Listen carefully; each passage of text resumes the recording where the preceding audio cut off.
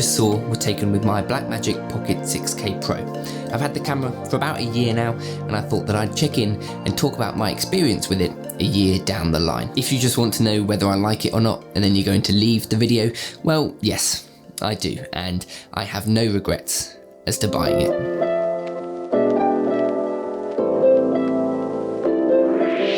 The Blackmagic Pocket 6K Pro has been my main video camera, and in fact the only video and the only digital camera that I've owned for the past year. I've used it for all of my YouTube videos, for all of the freelance work that I've done. It came with me to a summer camp in the US where I worked as a videographer, and it's also the main camera that I use at my day job. The company that I work for actually owns 2 of these cameras, although just as a note, I can't share any of the clips that I take on a daily basis at work for copyright and privacy reasons obviously, but do know that this review comes from daily use for the past multiple months. Every clip that you see in this video will have been taken with my very own Blackmagic Pocket 6K Pro and one of the lenses that I own. The main 2 that I've been using are of course the Sigma 18-35 art lens that is wildly popular, and also the Tokina 11-16 f2.8. The Tokina I tend to use for some of my YouTube talking head stuff like I am right now, and the Sigma lives on my Blackmagic a lot of the time if I'm honest. There will also be a few clips where I was using the nifty 50 Canon 1.8 and some with an adapted M42 lens, the Helios 44M. I actually did a video on that recently, so if you want to see any clips from that, I'll leave it a link down in the description and a card up the top there.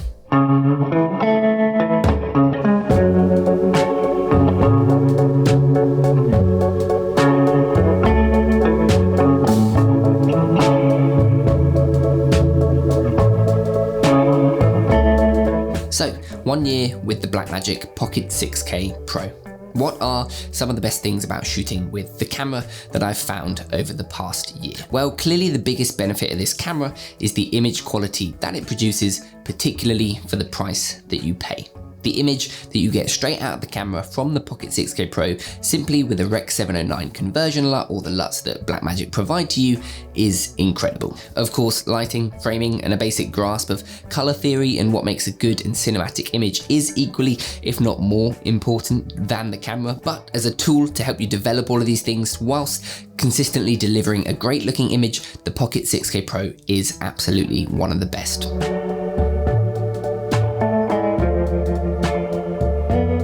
It's often difficult to describe the images that a camera can produce and why there's subtle differences between the images that cameras do end up producing, but for me, it largely comes down to a couple of things: the dynamic range and the color science that the camera has. The Pocket 6K Pro has a reported 13 stops of dynamic range, as claimed by Blackmagic, which for me is more than enough, and perhaps more importantly, I find that it has a very pleasing highlight roll-off, which means the highlights go to their white point where they clip very pleasingly, as opposed to being a drastic cut-off. It transitions very naturally and pleasingly to the eye, and the color science is great. Skin tones are rendered beautifully, and overall the colors that the camera produces I find to be really nice to look at. And when you know how to properly expose the image and utilize the correct ISOs, shadows tend to be nice and clean, and any minimal noise that may be present I find to be perfectly acceptable and not at all distracting. It's an absolute joy to shoot with as well. The menu system is so intuitive, and it's an absolute breeze to change your settings on the fly. Whether you need to change frame rates, ISO, adjust your white balance or your aperture, it's all super easy to do either with the press of some buttons and spinning of the scroll wheel, or personally I tend to just use the touchscreen to change everything that I need. Deeper into the menus, it's equally as easy to change all of your codecs and resolutions, your audio inputs, and to toggle between any LUTs that you may want to use for monitoring. The screen that you do all of this on is a beautiful big 5-inch screen. It's plenty bright, even in bright sunlight if you put it to 100%, and it makes composing your shots on the fly super easy. You can attach a monitor. I often use an Atomos Shinobi with mine, but it does mean that you don't necessarily need a monitor because that screen is so big and bright.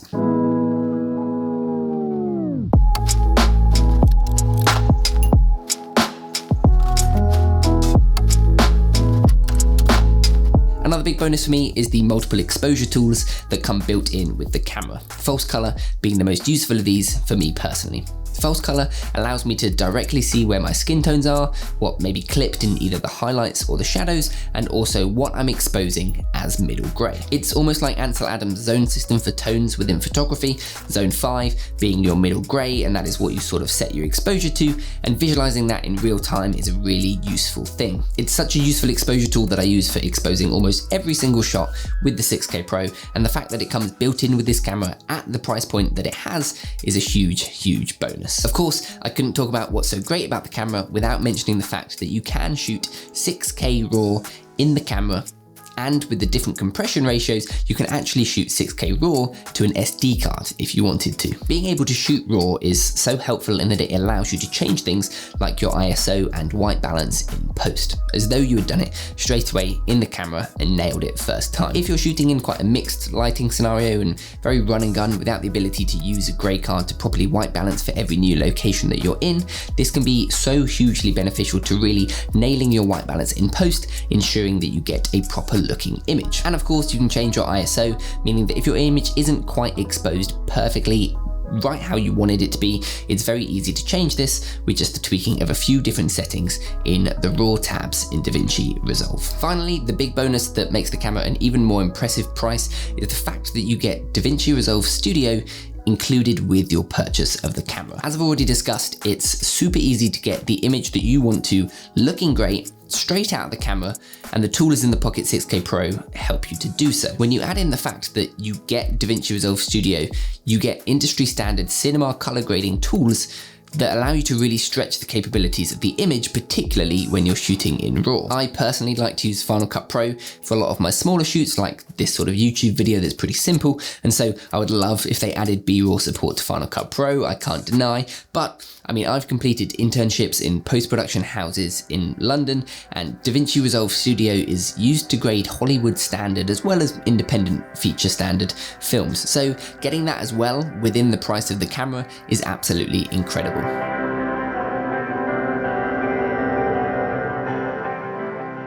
But of course, I do have some small little annoying issues with the camera that are by no means deal breakers in terms of wanting to replace the camera and looking for something new, but definitely things to note if you're planning or looking to buy one. I'm not going to talk about any features that are lacking that aren't present in the camera, such as autofocus, stabilization, 120 frames per second in 4K resolutions or higher.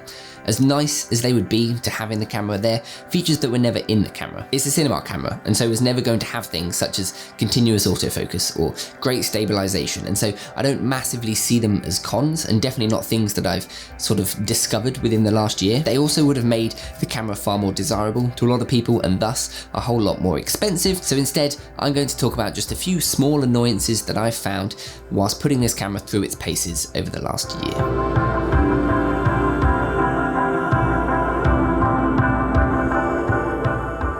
The first is the overall design and handheld feel of the camera. Even when I rig it out with things like a cage, top handle, and monitor, etc., it still just feels a little bit clunky and difficult to balance and comfortably hold, for me at least. I like to shoot a lot of my stuff handheld to get that quite natural movement without lots of shakes and bumps, so obviously you need a fairly heavy camera, but just holding this camera even when fully rigged out, to me it feels a little bit awkward compared to some other camera systems that I've used, and it makes my life a little bit more difficult to get the shots that I want, at least. The shape also isn't great for gimbal work. It's often too wide. For older gimbals like the Ronin M, you have to slide it forwards or backwards, and it's quite a weird shape to balance without the use of counterweights. On newer gimbals like the DJI RS2, would a cube-shaped camera like a Red or a Z-Cam be a little bit more manageable?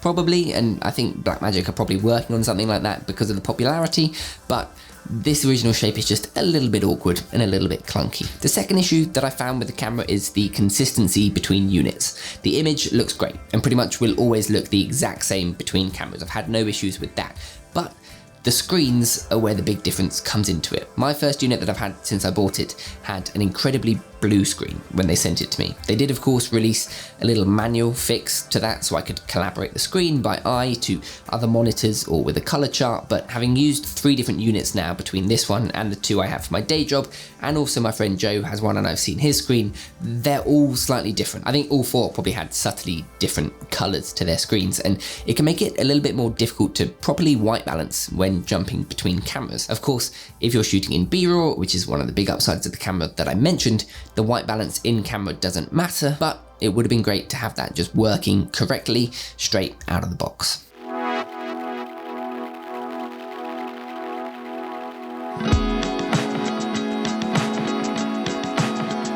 Another issue that I have isn't so much with the camera, but with the Bluetooth accompanying app that I often use when shooting these type of YouTube videos on my own. I find that it'll sometimes just randomly change some things. It might turn focus peaking down to low or turn it off entirely and I can't see what's in focus anymore.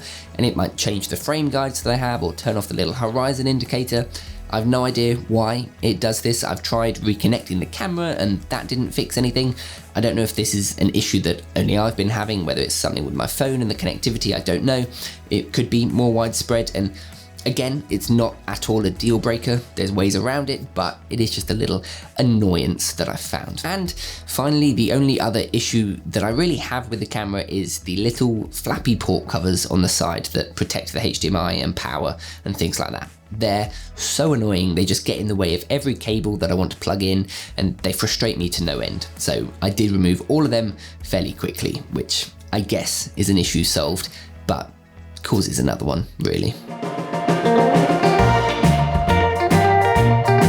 I'd briefly touch on the Blackmagic Pocket 6K Pro as a camera for YouTubers, as this is predominantly what I use it for. It's what I've used it for the most since owning it, and I wanted to talk about whether the Pocket 6K Pro would be the right camera for you, speaking now that I've had a year's experience. Personally, I think this can be a great camera for some YouTubers. If you're shooting stuff like me, a lot of it in a studio with some B-roll and all in quite controlled environments, then great. It's a wonderful option. Or if you're out and shooting documentaries or travel videos and you're not worried about filming yourself, but you can dedicate the time to creating some good imagery and you have the ability to rig it up, I think it can also work great for that. But if you're going to be vlogging and filming yourself out and about regularly, I think that logistically there's far smarter options out there for you. Yes, the image that you will get from this is great, but there's smaller mirrorless cameras that also have great imagery that can shoot 4K with great autofocus, stabilization, some smaller file sizes that are easier to work with on cheaper computer systems,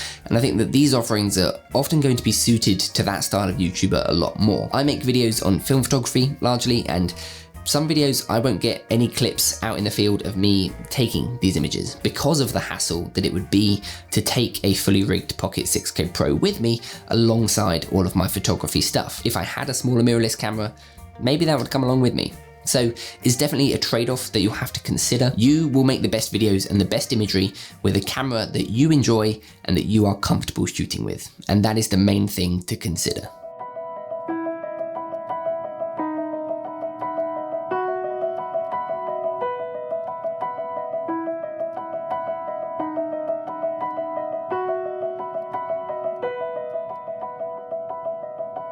But in conclusion, I 100% still believe that the Pocket 6K Pro is the best camera option for me and the work that I do. As I said, I have a few gripes with the camera that I've learned to work around and try and find solutions to, but the overall image and joy of using this camera far outweigh those small limitations.